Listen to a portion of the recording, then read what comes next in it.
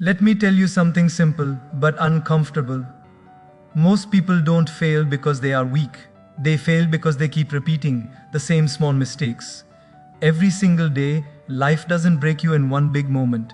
It shapes you quietly through how you think, how you react, and what you tolerate. And here's something most people don't realize. Not all growth takes time.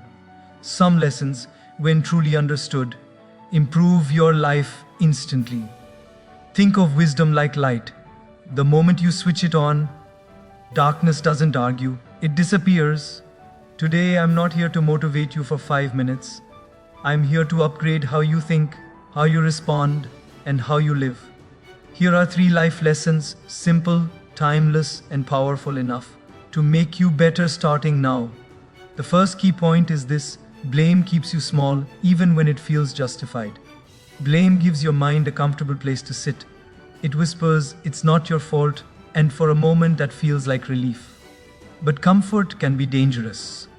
Because the moment you decide that someone else is the reason your life is stuck, you quietly accept that someone else controls your future. You may not say it out loud, but deep inside, you hand over the steering wheel. And once that happens, growth slows down. Not because you lack talent or effort, but because your power is no longer with you. Blame is subtle. It doesn't always look like anger. Sometimes it looks like logic. You say things like, if my boss supported me, I would do better. Or if I had the right connections, I'd be ahead by now. Or people like me don't get opportunities. These sentences sound reasonable, even intelligent. But they carry a hidden message. My life depends on things I cannot control. And when your thinking is built on that foundation, you don't build strength. You build excuses. Over time, those excuses become habits, and those habits quietly shape your identity. Here's the uncomfortable truth most people avoid. Life is not required to be fair before you start taking responsibility. Waiting for fairness is one of the biggest traps intelligent people fall into. They observe the system, notice the injustice, and then pause their growth until conditions improve. But conditions rarely improve on their own. Strong people don't deny reality, but they don't kneel to it either. They see the unfairness and still ask, given this situation, what can I do differently? That question alone separates leaders from complainers. Blame also protects the ego. If failure is someone else's fault, your self-image remains untouched. You don't have to confront uncomfortable questions about your discipline, your focus, or your consistency. But growth begins exactly where the ego feels threatened. The strongest people are not those who never fail. They are the ones willing to look at failure and say, there is something here I need to fix. That kind of honesty stings at first, but it creates progress. Without it, you may feel emotionally safe, but you stay mentally stuck. There is a strange irony here. The more you blame, the heavier life feels. Everything becomes exhausting because you are constantly reacting. Reacting to people, reacting to systems, reacting to circumstances. You wake up already tired, not because you work too hard, but because your mind is carrying frustration it never resolves. Responsibility, on the other hand, simplifies life. It narrows your focus. Instead of fighting the world, you work on yourself. Instead of waiting for change, you become the source of it. When you drop blame, something powerful happens internally. You stop asking, why did this happen to me? And start asking, what is this teaching me? That shift changes how your brain processes problems. Challenges stop feeling personal. They become practical. You stop wasting emotional energy and start investing mental effort. Even setbacks become useful. Not pleasant, but useful. And usefulness is far more valuable than comfort when you are trying to improve your life. Most people think responsibility is a burden, but that's because they misunderstand it. Responsibility does not mean you caused everything that happened to you. It means you choose how you respond to what happened. That choice is where strength lives. And you accept that choice fully, you stop shrinking in difficult situations. You stand taller. You speak clearer. You move with intention. And without announcing it to anyone, you begin to outgrow the version of yourself that once needed blame to feel okay. The second key point is this: responsibility is freedom, not pressure. even though it feels heavy at first. Most people hear the word responsibility and imagine weight on their shoulders, rules closing in, and expectations they might fail to meet, so they avoid it. They stay in the safe zone of I tried and it wasn't in my control. But the truth is, the moment you accept responsibility, something unlocks inside you. You stop waiting, you stop hoping someone else will fix it. And that shift alone gives you a quiet sense of control that most people never experience. When you don't take responsibility, your life becomes a long waiting room. You wait for motivation, you wait for support, you wait for confidence, you wait for the right timing. Waiting feels passive, but it slowly drains your energy. Days pass, then months, and suddenly you wonder where your momentum went. Responsibility ends waiting. It replaces someday with what can I do today. Even if the action is small, it belongs to you. And ownership creates movement. Movement creates confidence. Confidence creates freedom. Responsibility also removes confusion. Many people feel overwhelmed not because they have too much to do, but because they don't know where to focus. When everything is someone else's fault, your mind jumps in 100 directions. But when you accept responsibility, your world becomes simpler. You stop tracking who said what, who should have done more, who disappointed you. Instead, you focus on what is in your hands right now. Your habits, your effort, your decisions. Simplicity is not boring. Simplicity is powerful. There is another hidden gift in responsibility, self-respect. Every time you keep a promise to yourself, even a small one, your self-trust grows. And self-trust is the foundation of confidence.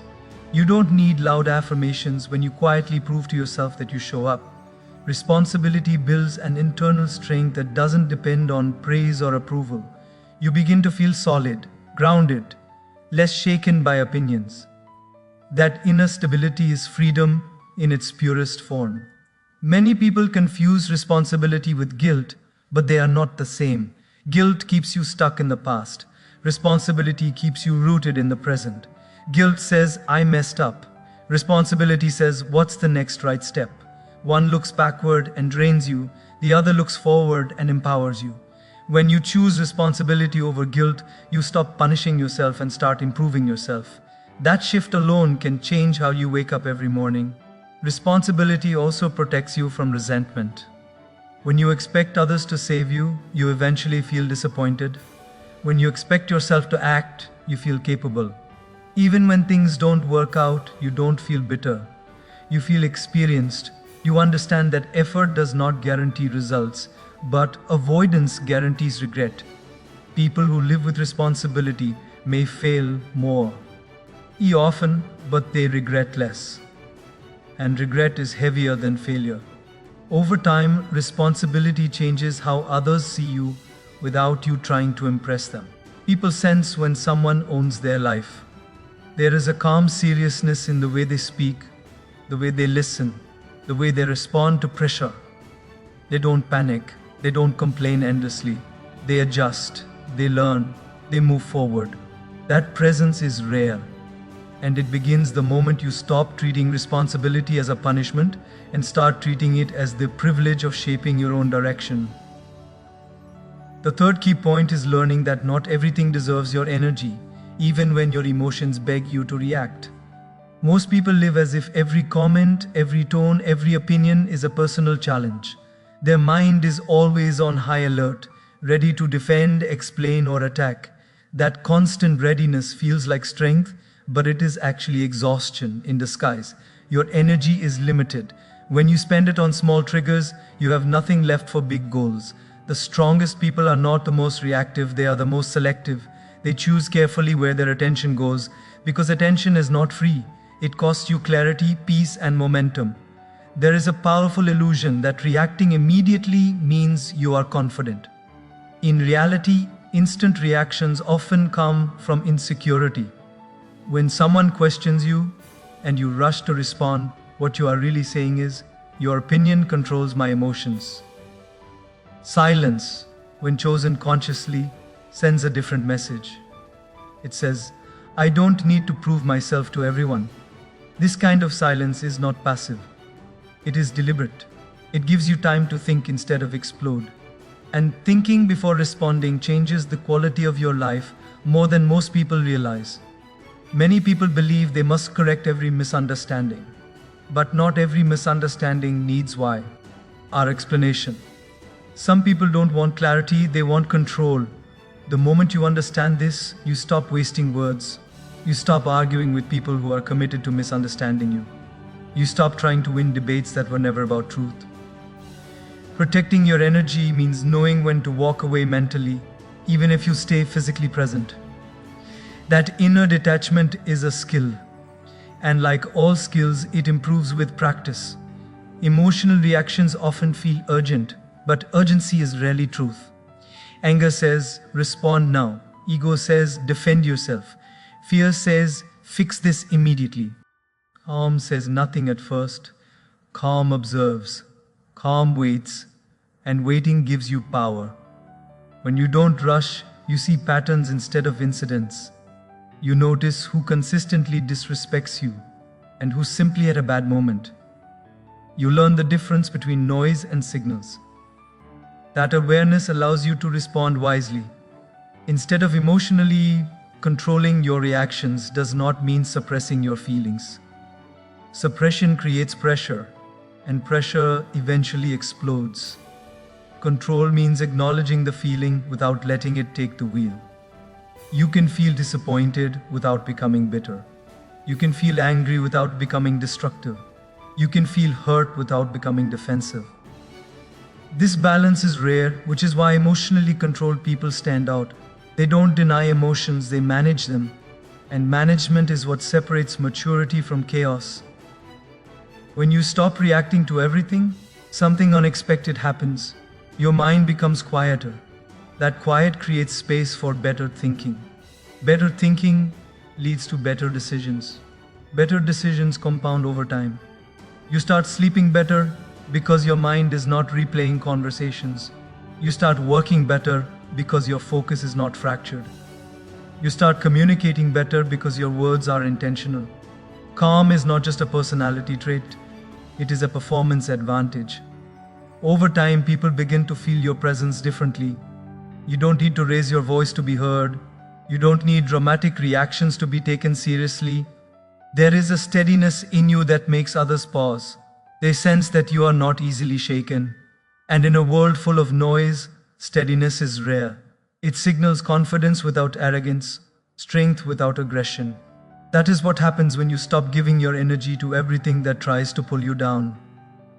The fourth key point is understanding that calm is not weakness, it is controlled strength. In a world that rewards loud reactions and instant opinions, calm looks unusual. People mistake silence for hesitation and patience for fear. But calm is not the absence of power, it is power under control. When you stay calm, you are not surrendering.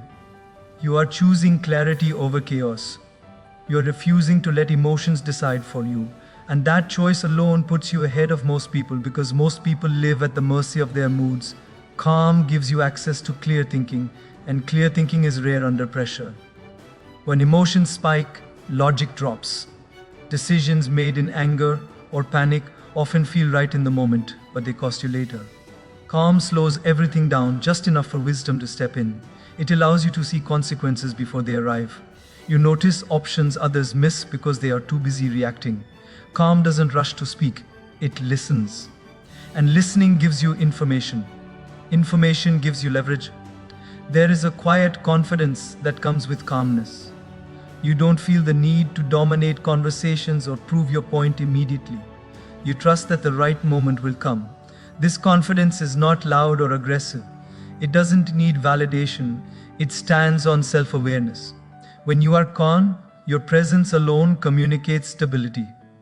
People sense it, they feel safer around you, and ironically, they respect you more, not because you demand respect, but because you don't beg for it. Calm also protects you from manipulation.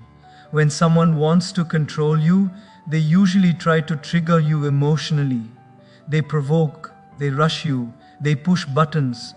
A calm person is difficult to manipulate because they don't give instant emotional access. They pause, they think, they respond on their terms.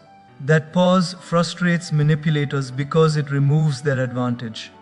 Calm turns emotional traps into harmless noise. Many people believe pressure reveals character. In reality, pressure reveals preparation. Calm people are not calm by accident. They have trained themselves to slow down internally even when the outside world speeds up. They breathe differently. They listen longer. They respond with intention. This training does not make life easier, but it makes you stronger. You stop being dragged by circumstances and start navigating through them. Calm improves leadership, whether you lead a team or just your own life. When others panic, they look for someone steady. When situations get uncertain, they search for someone grounded. Calm leaders don't promise miracles. They provide direction. They don't react emotionally to every problem. They assess, decide, and act. This steadiness builds trust over time. People follow those who don't fall apart under pressure. Perhaps the most powerful part of calm is what it does inside you. It reduces mental noise. It creates inner space. In that space, intuition becomes clearer and priorities sharper. You stop confusing urgency with importance. You stop exhausting yourself over things that won't matter next month. Calm aligns your actions with your values instead of your impulses. And when your actions and values match, life feels lighter, even when it's heavy.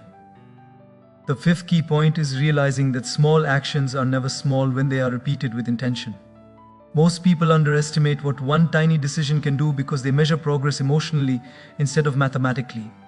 They expect change to feel dramatic. They want to feel different immediately. But growth rarely announces itself. It happens quietly, almost invisibly, while you are busy living your normal life. One extra page read, one honest conversation avoided no longer, one disciplined choice when nobody is watching. These moments feel insignificant in isolation, but together they shape the direction of your life. The problem is not that people don't want to improve. The problem is that they want improvement without patience. They try something once or twice, don't see instant results, and conclude it doesn't work. But life does not reward intensity alone. It rewards consistency. A small habit done daily beats a massive effort done occasionally.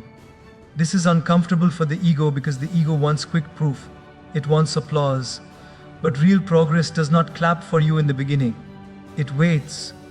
And only those who keep showing up long enough get to see what those small actions turn into. Small actions work because they bypass resistance. Your mind resists big change. It sees it as a threat. It gets overwhelmed. But small actions feel safe. They don't scare you. You don't need motivation to do them. You don't need the perfect mood. You just need to start. And once started, momentum does the rest. Momentum is powerful because it reduces friction.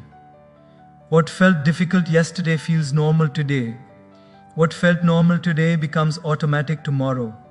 That is how transformation sneaks into your life without forcing its way in. Another reason small actions compound is that they shape identity. Every repeated action sends a message to your brain about who you are. When you consistently keep promises to yourself, even tiny ones, your brain starts updating your self-image. You stop seeing yourself as someone who tries and start seeing yourself as someone who follows through. That shift is subtle but profound. You don't need external motivation when your identity supports your behavior. You act differently not because you are pushing yourself, but because it feels aligned with who you believe you are. People often look at successful individuals and assume there was one big breakthrough moment. They miss the thousands of unremarkable days that came before it.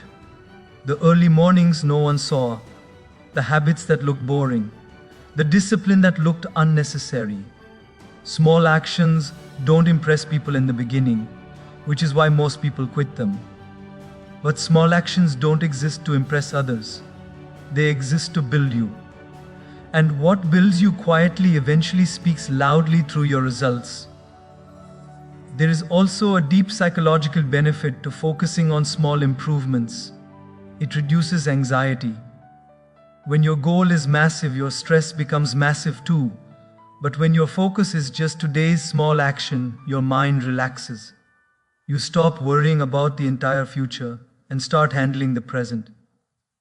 This keeps you mentally balanced and emotionally steady. Progress becomes sustainable instead of exhausting. You are no longer fighting yourself every day. You are working with yourself. Over time, the compounding effect becomes undeniable.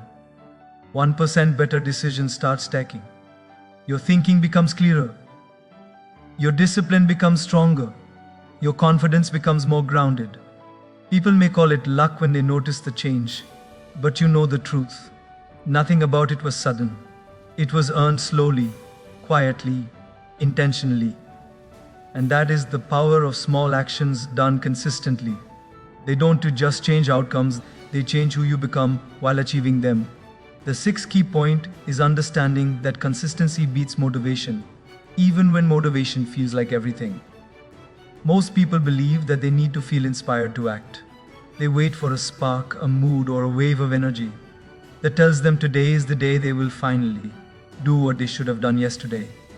But motivation is unreliable. It comes and goes like the weather. Some days it is strong and other days it is completely absent.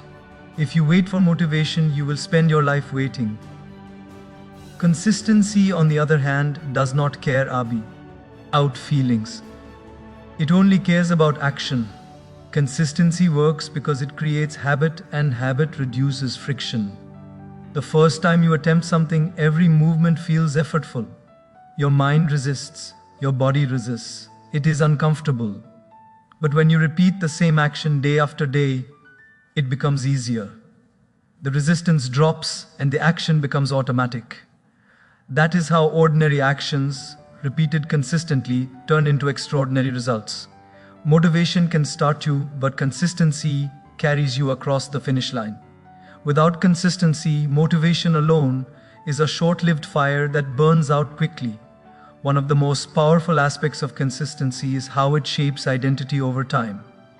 Every consistent action tells your brain a story about who you are. You don't just do things, you become the type of person who does those things. You stop seeing yourself as someone who hopes to change and start seeing yourself as someone who changes naturally.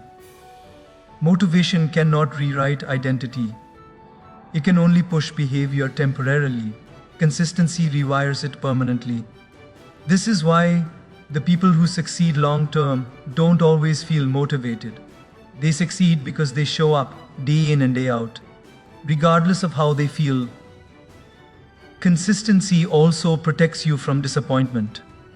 Life will never be perfect, and waiting for perfect conditions is a trap. Motivation often disappears when circumstances are difficult. You feel tired, distracted, or stressed, and suddenly the energy to act is gone. But consistency is a commitment that transcends mood. Even when you are tired, stressed, or uncertain, you act anyway. That action accumulates. It compounds. Over time, the small, consistent choices you make under imperfect conditions outweigh the sporadic, motivated bursts that come only when life feels convenient. Another aspect of consistency is that it builds trust, both with yourself and with others. When you repeatedly follow through on promises, your brain starts believing you. Your confidence grows. You begin trusting that you are capable of finishing what you start. Others notice too. People respect those who reliably show up, not those who only show up when they feel inspired. Motivation impresses briefly. Consistency earns long-term credibility. That credibility opens doors that enthusiasm alone can never unlock. Consistency is also a guard against burnout, disguised as overperformance. Many people chase motivation, trying to do everything at once, thinking intensity equals progress. They push themselves until they are exhausted, then collapse when motivation fades. Consistency avoids this trap because it focuses on doing the right things regularly, not everything at once. Small, steady steps are sustainable. They maintain energy, protect mental health, and build results over time. The quiet power of consistency is its ability to last longer than passion ever can. Finally, consistency transforms your relationship with time. People often overestimate what they can achieve in one motivated day and underestimate what they can achieve over months or years of consistent effort. One action repeated daily may seem insignificant at first. One decision, one habit, one conversation, one focused hour may appear small. But when compounded over months and years, they create results far beyond what sudden inspiration could ever produce. Consistency doesn't depend on luck, feelings, or perfect conditions. It depends only on your choice to show up every single day. When you take responsibility, control your reactions, and commit to consistent improvement, life stops feeling like something that happens to you and starts feeling like something you create. Every small choice you make, every calm decision, every disciplined habit adds up. The people you admire, the lives that inspire you, they all started with ordinary moments, ordinary decisions, repeated with extraordinary intention. You don't need more motivation. You don't need a perfect plan.